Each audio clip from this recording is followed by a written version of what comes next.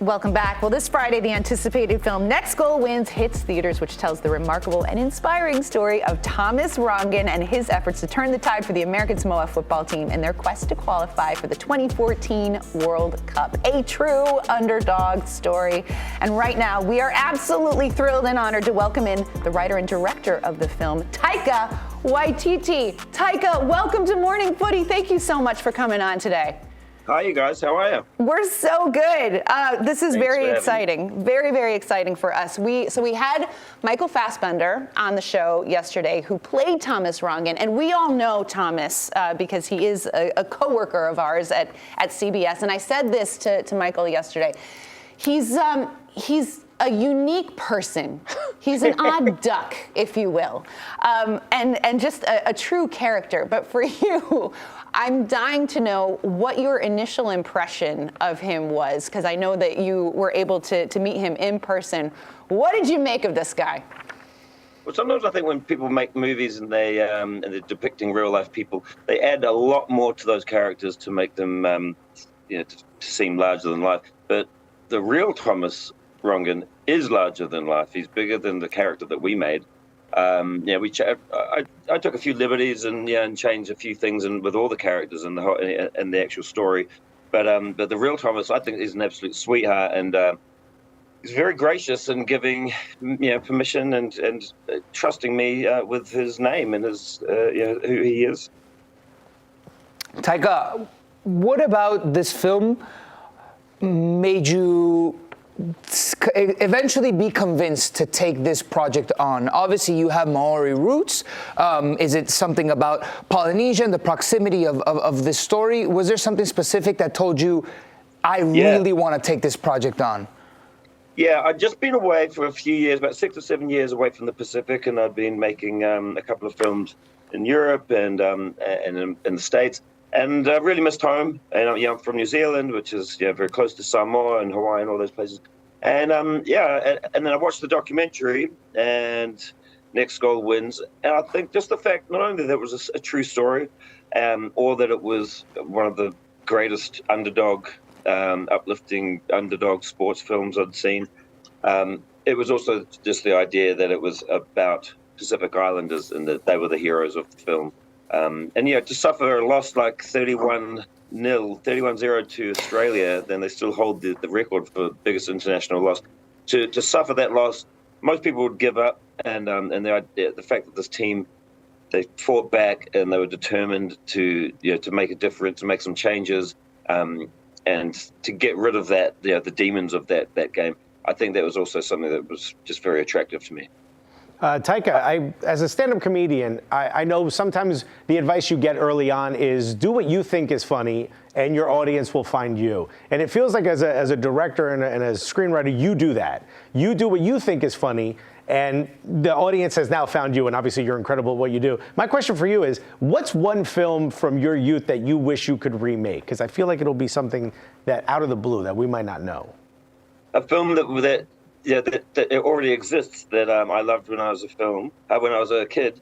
There's so many, but the ones that really stand out, that really the ones that captured my heart and I've always carried with me since I was a young kid. Films like Stand By Me, and obviously E.T. and Back to the Future and Ghostbusters and those great films.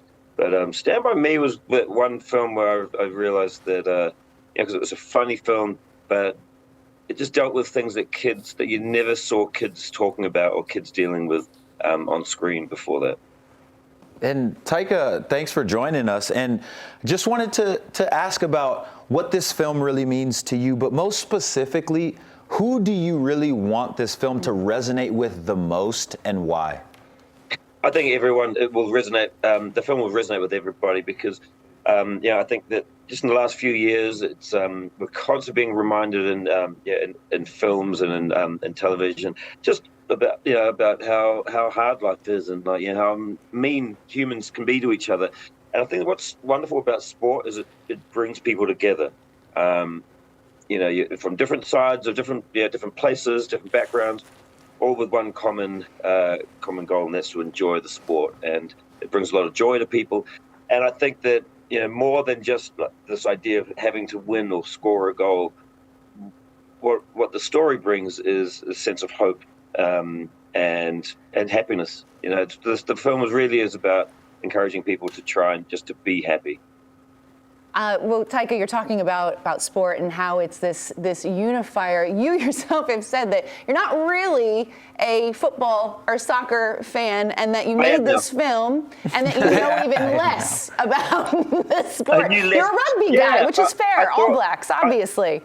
Yeah, I mean, this is my New Zealand. We're mad for rugby, but I played a little football when I was very young, and then moved into rugby and rugby league and basketball. And then when I went to make this film, I thought I knew the rules of the game. And the guys who made the documentary, Mike and Steve, they were just telling me things about, oh no, that player couldn't be there because they'd be offside. This player should be over here.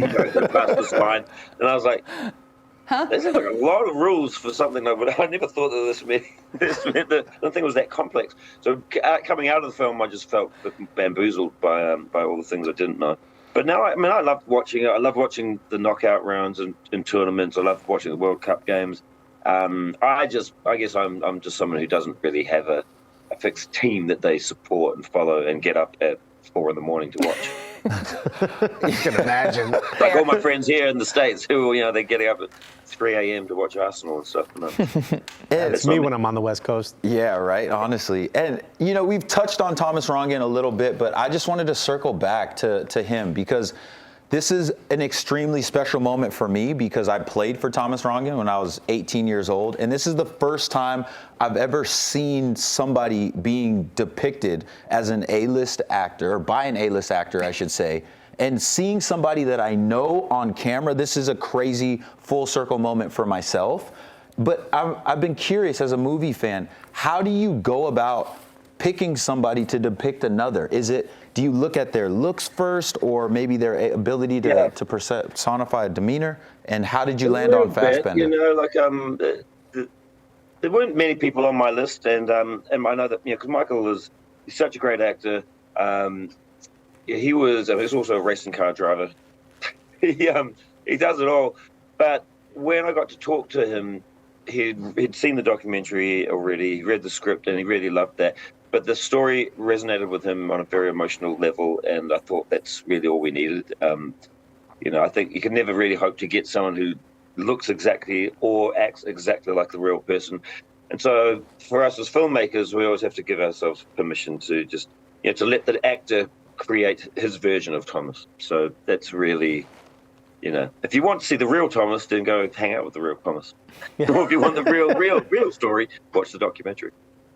Nice. Taika, as much as I love soccer, there's something that I might love as much as soccer, which is Star Wars. It's like something that nobody knows about me. Listen, this is like my first shot, Alexis. Please, I'm meeting somebody within the Star Wars universe. I don't think I've met anybody in the Star Wars universe. This is his dream, Taika. Love IG-11, by the way. Yes. I know you probably can't reveal a lot of the stuff that you're working on with Star Wars, but Taika, get me excited, please, on what you're working on. Tell me a little bit about the feelings that you might provoke in a Star Wars fan like me with your new upcoming project in Lucasfilm. Okay, I can't tell you too much, obviously, and I'm still developing it and writing it and all that stuff. And it might be 1 or 2 films from now for me. But the main thing, really, that you can expect is fun. I'm trying to bring just fun and enjoyment and entertainment back to Star Wars. I mean, you remember the feeling you had watching, the first film, or 4th film, whatever, so confusing. Star Wars and Empire Strikes Back, and even Return of the Jedi, and I'm sort of wanting to sort of just capture that feeling that I had when I first saw those films. Oh, so excited. Are you excited? So excited. Right now. We don't usually interview people outside of our industry, and it's like, wow, right up my alley with Star Wars, so... Taika, I saw some photos. You are a man of many talents, sir, because you were a model in an Hermes show, strutting down the runway. You looked fantastic, number one. But what was that experience like? Well, look, when you got a body like this, you got to use it. Don't I know it? Otherwise, what's the point? It's just depriving humanity. So I've always been into fashion and loved that world, and And yeah, to be asked to walk for them was very special. It's an incredible brand, and I've always loved Hermes, and but more than that, it was just really fun because Look at this. It was just a fun thing to be able to do. Like, whoa, look at that! Look at this guy. I know. Look at the look on your face. Brown steel. Brown steel, exactly. Brown steel. Serving. He's serving. My main concern, I thought, was less about how I looked, but about how the clothes looked. I really wanted to make those clothes look good. Spoken like a true model. Listen, Taika, before we go, though, I do want to pitch something real quick. And I know we probably shouldn't do this, but I read that a lot of your films are about underdogs, and now you've done a sports movie. So can I suggest the ultimate underdog sports movie? And maybe the only way I'll see the Knicks win a championship is if you make a film where that happens. So the New York Knickerbockers, the basketball team, Okay. perennial losers. I just say, start writing the script, baby. We'll do a parade, even if it's 3D. You know what I mean? Right, we're going to make it up. Right, so it's a fantasy film. Yes, absolutely. Wow, that one hit. Alexis, how does that make you feel? Taika, I don't know what we were talking about. Knicks, what? I figured you don't know. If you need them to win, I'll make it happen. There you go. Thank you, Taika. We've got it on film. I know. Well, since we're all kind of geeking out here, so it's my turn. I am a massive Flight of the Conchords fan. I still have a Flight of the Conchords mug that they drink out of frequently, and I adored that show. And you get to work with Jermaine and Reese very often. Reese is in the film. I'm just curious, kind of how you guys met. Is there like a whole New Zealand club in Hollywood where y'all like get together and chat and talk about creative things? What is your working dynamic like with those guys? It's not a very big club. Not many of us. Even New Zealand is not a very big club. So we all met at university, and we did stand-up scene together and did a lot of shows at the comedy clubs and stuff in New Zealand, and traveled around going to different festivals together. And so we sort of developed our sense of storytelling and style and humor all together. And I still work with all of them. Jermaine and I are working on a TV adaptation of a movie called Time Bandits. There's other stuff that Reese and I do together. We were on Our Flag Means Death together. He's in the film. Brett and I, haven't worked together for a few years, but he's very deep into music and scoring for Hollywood films and things like that. So yeah, we're all doing really well, and all very supportive of each other. Love that. Love it. It's one of my favorites. I lived in Brooklyn when they were filming, and I would see them all the time. And I was always hoping I'd get a little like cameo in there. I try to like kind of linger by the set. Didn't happen. There's still talk of like some sort of Christmas special or something like that they've been talking about for a while. I think that they should make a film. Has to happen. Them in the new Chinatown would be hilarious. I got a question about the Next Goal Wins. Is there any part that you thought you wanted to put in but didn't fit, or part of the story that you were trying to sort of get in there? I know sometimes a lot of stuff ends up on the cutting room floor. Yeah. No, there wasn't a huge amount of other things I wanted. I got most of the points that I wanted. There were probably a few like stories that that I had heard from various people that I thought would be pretty fun to get in there, like. Yeah, and we did film it, and it didn't make it in the film. Like, for example, the story about when Thomas first turned up, and I like to believe it's true. And the team were practicing without a ball and just miming passing the ball because they didn't have the ball. The ball was on the other side of the island at the time. Amazing. Well, Next Goal Wins opens in theaters tomorrow. Taika, thank you so very much for taking the time to join us. It was an honor, and we can't wait to see all the projects that are coming up. Thank you so much. I appreciate it, you guys. It's been a pleasure. Love it. All right, guys, we're going to take a break. Allie's going to be back with some more headlines when we return. Don't go anywhere. Bye.